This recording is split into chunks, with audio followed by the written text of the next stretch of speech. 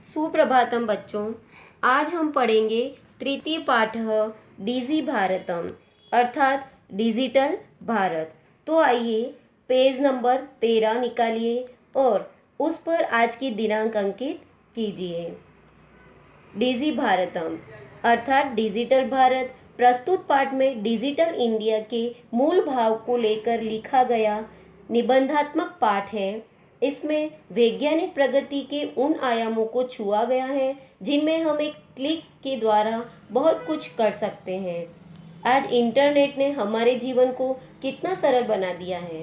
हम भौगोलिक दृष्टि से एक दूसरे के अत्यंत निकट आ गए हैं। इसके द्वारा जीवन के प्रत्येक क्रियाकलाप सुविधाजनक हो गए हैं। ऐसे ही भावों को यहाँ सरल संस्कृत में व्यक्त किया गया है। तो अब देखिए, अद्य संपूर्ण विश्वे डिजिटल इंडिया इत्यस्य चर्चा श्रूयते। अर्थात आज पूरे संसार में डिजिटल इंडिया की चर्चा सुनी जाती है। अस्य पदस्य कः भावः इति मनसि जिज्ञासा उत्पद्यते। अर्थात इस शब्द का क्या भाव है, यह मन में जानने की इच्छा उत्पन्न होती है। काल परिवर्तनेन सह मानवस्य आवश्यकता अपि परिवर्तते। अर्थात समय के बदलने के साथ ही मानव की आवश्यकता भी बदल जाती है।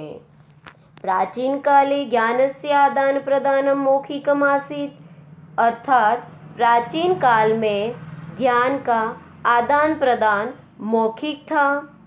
विद्या च श्रुति परस्परया गृह्यते स्म। अर्थात और विद्या श्रुति परंपरा यानी कि एक कान से दूसरे कान तक मौखिक रूप से सुनाने के द्वारा ही ग्रहण की जाती थी। अनंतरम तालपत्रोपरि भोजपत्रोपरि च लेखन कार्यम् आरब्धम्। अर्थात बाद में तालपत्रों के ऊपर और भोजपत्रों के ऊपर लेखन कार्य आरंभ हुआ।